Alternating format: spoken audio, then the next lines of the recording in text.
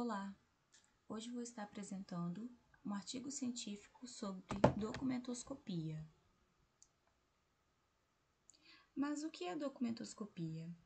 Documentoscopia permite às autoridades investigarem e identificarem fraudes relacionadas a qualquer tipo de documentação, seja ela física ou digital. Esta parte da criminalística estuda a autenticidade de documentos e, em caso contrário, determina sua autoria. Atualmente, as metodologias desenvolvidas são destinadas principalmente a problemas como análise de datação de tintas, falsificação de documentos e cruzamento de traços. No Brasil, o papel moeda é sem dúvida o principal exemplo de falsificação. A falsificação de moeda é um crime financeiro emergente e recorrente em muitos países. Mesmo com os investimentos governamentais, algumas ainda escapam do teste de autenticidade.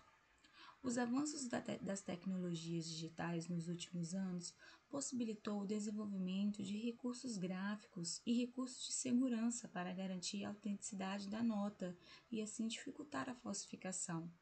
As notas de reais, por exemplo, baseada na análise sensorial, traz itens que podem ser vistos como marcas d'água, fios de segurança e quebra-cabeça. Também podem ser sentidos, como alto relevo, calcografia, textura do papel, ou descobertos como faixa holográfica, números que mudam de cor, números escondidos, elementos fluorescentes e microimpressão. A falsificação de cédulas é um crime recorrente em muitos países, inclusive no Brasil, que em 2017 registrou a apreensão de 500.726 cédulas falsas em todos os estados. O estado de Pernambuco está entre os 10 primeiros na quantidade de cédulas falsas retidas, com 14.546 apreensões nesse mesmo ano. As cédulas com maior número de apreensões são as de 20, 50 e 100 reais.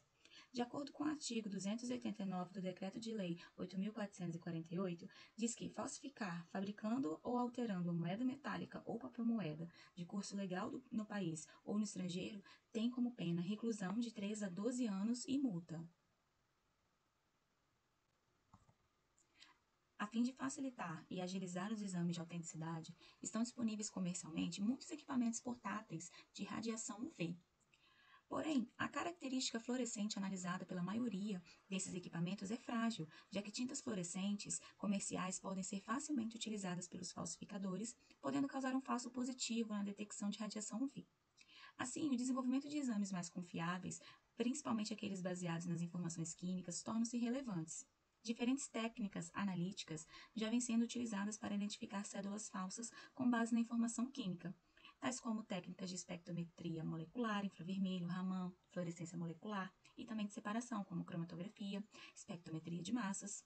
Com isso, o artigo a ser apresentado, o autor propõe método analítico eficiente, rápido, de baixo custo e não destrutivo, baseado em medidas espectrais usando um espectrômetro NIR portátil. Agora eu vou estar apresentando o artigo de título Análise da autenticidade de cédulas de real utilizando espectroscopia, NIR portátil e quimiometria. Esse artigo foi publicado em 2018. Oliveira e colaboradores tiveram como objetivo neste trabalho utilizar um espectrômetro de infravermelho próximo, NIR, combinado com modelagem independente e flexível por analogia de classe SINCA, e análise discriminante linear LDA, associada ao algoritmo de projeções sucessivas, SPA. Foi aplicado para identificar cédulas de real de 20, 50 e 100 reais, falsas e verdadeiras, usando um equipamento NIR portátil para aquisição dos espectros. Considerando o caráter forense das amostras e, portanto, a necessidade de preservar sua integridade, nenhum tratamento prévio foi aplicado. Para cada valor estudado, 20, 50 e 100 reais, foram analisadas 100 cédulas verdadeiras. As cédulas falsas, impressas em jato de tinta e diferentes apreensões, foram disponibilizadas pela Polícia Federal de Pernambuco para aquisição espectral, por questões legais e de segurança nas dependências da Polícia Federal. Dessas cédulas, foram analisadas 56 de 20 reais, 18 de 50 e 153 de 100 reais. Todas as cédulas falsas foram analisadas por peritos da Polícia Federal que certificaram a fraude nas cédulas através de exames físicos e visuais baseados nos itens de segurança definidos pelo Banco Central do Brasil. Além das cédulas, também foi analisada uma amostra de papel sulfite branco com gramatura de 75 gramas por metro quadrado. para fins de comparação espectral com o papel moeda. E 7 áreas diferentes das notas do real, tanto frente quanto verso, foram selecionadas para esse estudo. Os pontos 1 e 7 indicam o ponto de tinta fluorescente, 2 a marca d'água, 3, 5 e 6 são as impressões calcográficas em relevo, e 4 o número de série impresso em tipografia.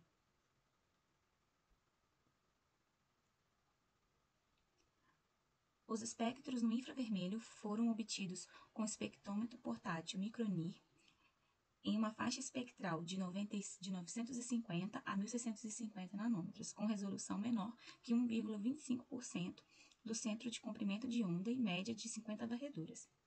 Uma base de teflon redonda com o mesmo diâmetro do Micronir foi colocada embaixo da cédula e utilizada como branco durante a aquisição dos espectros. Cada espectro foi obtido em triplicata, sendo utilizada a média dessas aquisições para a construção dos modelos de classificação. Os espectros foram processados utilizando o programa T-Scrambler. Inicialmente, PCA foi aplicada para análise exploratória. Em seguida, foram construídos modelos SINCA apenas para cédulas verdadeiras. Também foram construídos modelos para cédulas falsas e verdadeiras, utilizando o SPA-LDA. E os algoritmos KS e SPA-LDA foram aplicados utilizando o programa MATLAB. A comparação entre o espectro de uma amostra de papel sulfite e os espectros da marca d'água, a área menos pigmentada das cédulas autênticas e falsas, é mostrada aqui na figura 5. Podemos ver, a linha azul representa a cédula verdadeira, a linha preta representa a falsa e o papel comum é representado pela linha vermelha. Apesar da comparação ter sido feita entre um papel pigmentado, papel moeda e um papel branco, a figura 5 mostra que, ainda assim, o espectro do papel sulfite é mais similar ao espectro das cédulas falsas do que aos espectros das cédulas verdadeiras. A PCA foi preliminarmente aplicada usando todas as áreas a fim de identificar a área mais informativa para a distinção entre cédulas falsas e autênticas. O gráfico de scores de cada tipo de cédula de 20, 50 e 100 é mostrado aqui na figura 6. Como pode ser observado, a distinção entre as cédulas verdadeiras e falsas é evidente em todos os tipos de notas analisadas. Nas figuras 8, B, D e F, é possível identificar um agrupamento na área 3, lilás aqui, mostrando que essa área é diferente das outras e poderia ser suficiente para distinguir as amostras. Porém, essa área teve baixa reprodutibilidade e, portanto, não foi considerada para a construção dos modelos SINCA e SPA-LDA.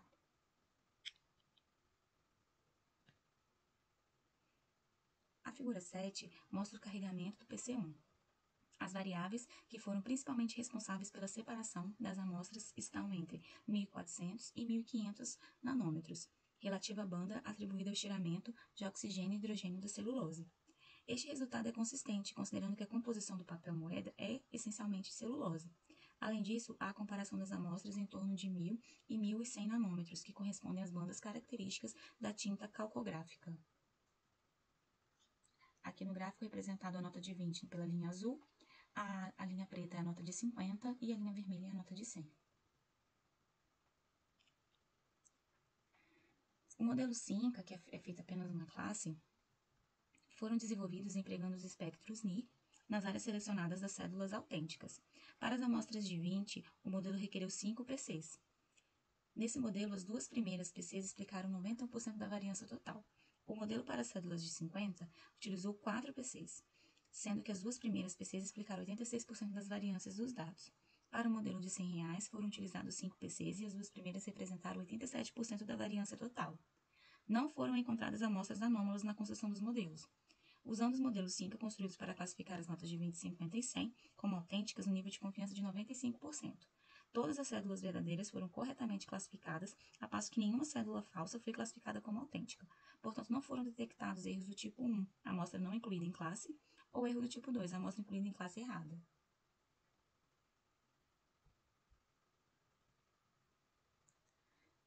Foram construídos modelos LDA para as classes verdadeiras e falsas, usando as variáveis selecionadas pelo SPA. O valor mínimo da função do custo foi usado para determinar o número ótimo de variáveis nesse modelo. A figura 8 aqui representa os valores mínimos das variáveis, sendo 12 para a nota de 20, 2 para a nota de 50 e 14 para a nota de 100.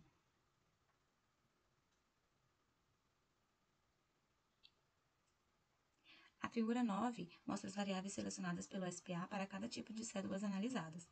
Os principais comprimentos de onda selecionados foram atribuídos ao estiramento oxigênio e hidrogênio na região de 1450 a 1650 nanômetros. Especificamente para as amostras de R$ 100, a região entre 1000 e 1100 nanômetros também foi selecionada, a qual corresponde à banda específica da tinta calcográfica. Embora os modelos SPA-LDA apresentem as vantagens de reduzir a não linearidade devido às seleções de variáveis, os modelos SINCA são os mais adequados no estudo de autenticidade de células, uma vez que uma das classes de interesse, por exemplo, a classe das cédulas autênticas, podem ser eficientemente modeladas de forma independente de qualquer outra classe, o que não é possível nos modelos LDA, em que deve existir no mínimo 2 classes para modelagem. Este trabalho apresentou um método analítico para avaliar a autenticidade de R$ 20, 50 e 100 cédulas de reais empregando o espectrômetro NI, medidas no espectrômetro modelo SINCA e SPA-LDA. Esse método é completamente eficaz, rápido e não destrutivo para avaliar a autenticidade das cédulas de real. Além disso, o desenvolvimento permite análise de campo.